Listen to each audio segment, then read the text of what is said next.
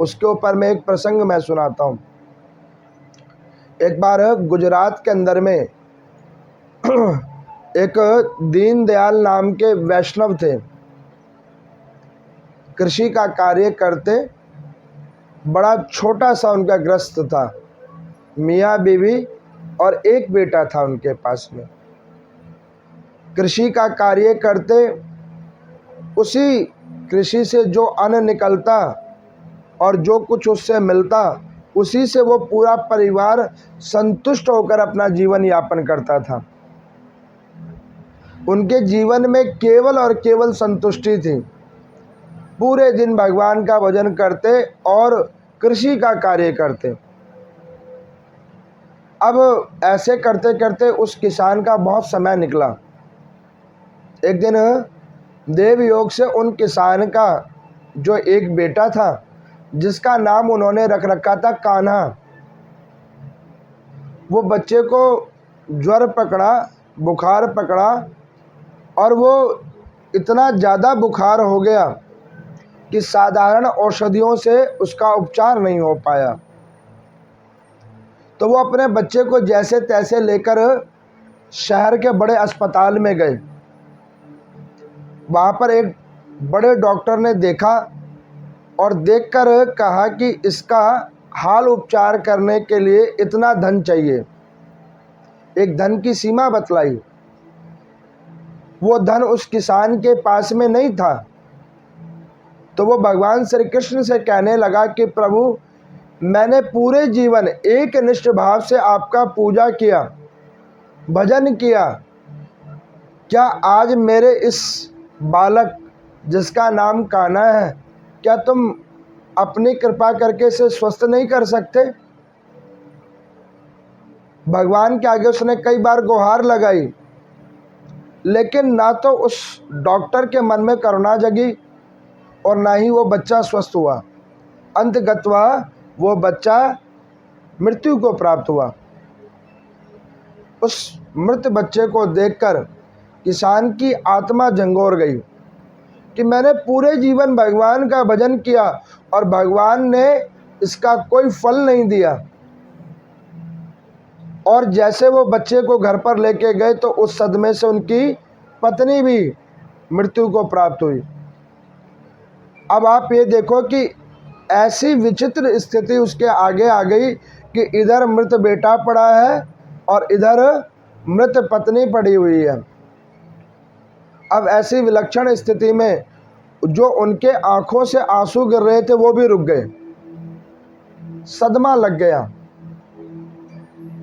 अब उन्होंने उन दोनों की अंत्येष्टि की और घर छोड़ दिया और वन में ऐसे ही विचरण करते और भगवान को एकटक होकर पूछते कि प्रभु, मैंने ऐसा कौन सा पाप कर्म किया था जिसके फलस्वरूप मुझे ऐसा परिणाम मिला।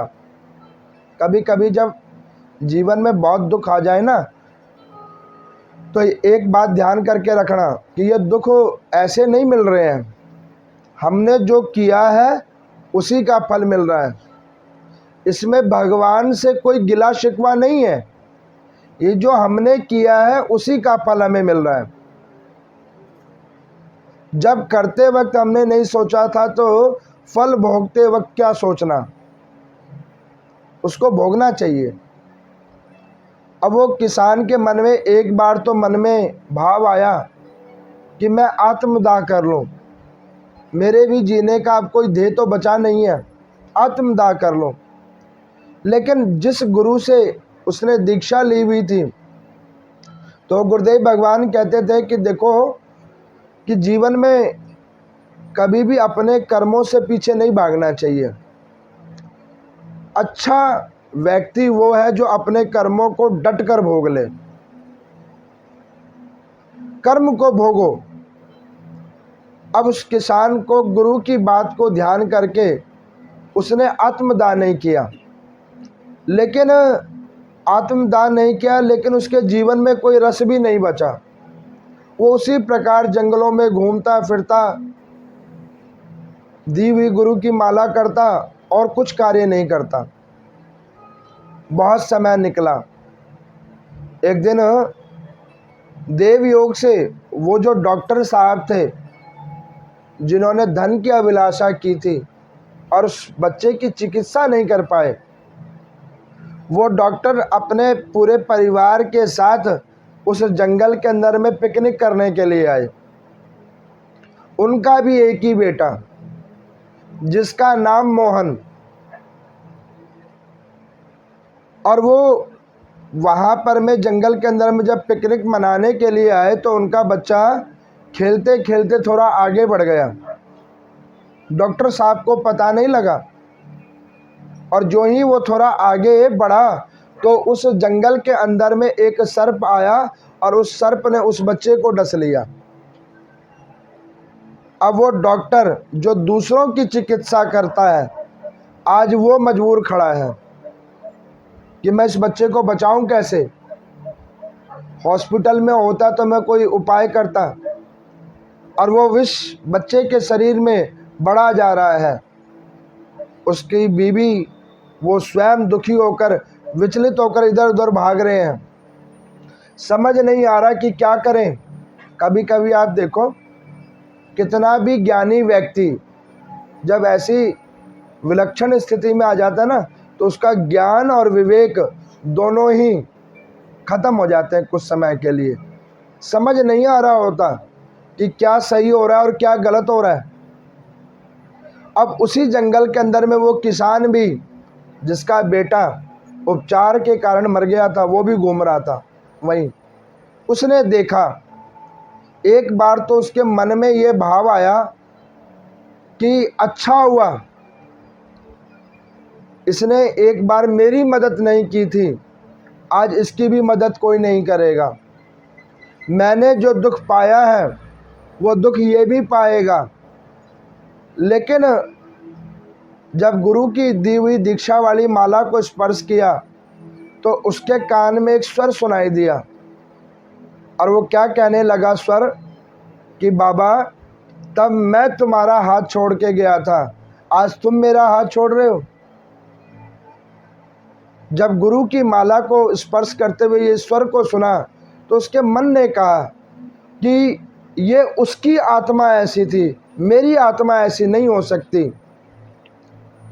अगर मेरे को कोई कला आती है और उससे किसी का जीवन बच सकता है तो मैं उसका जीवन अवश्य बचाऊंगा।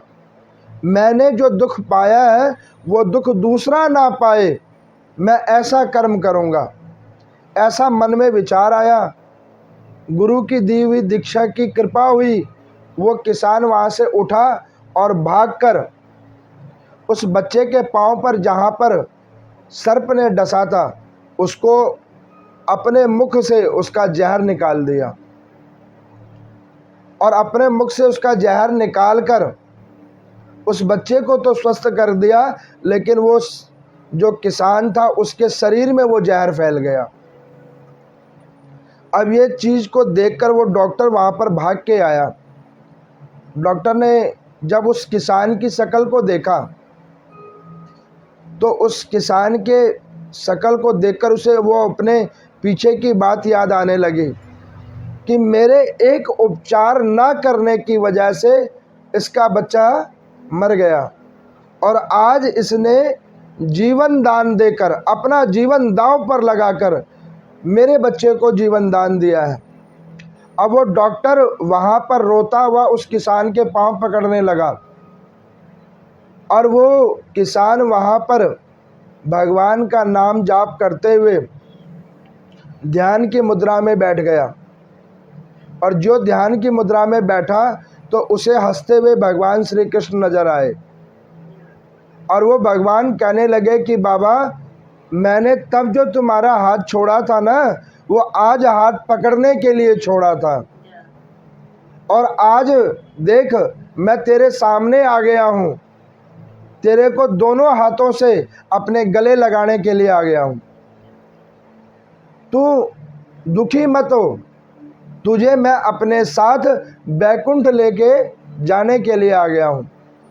ऐसे करते करते उस ध्यान की मुद्रा में वो हंसते हुए भगवान श्री कृष्ण का श्रृंगार मुख दर्शन करते करते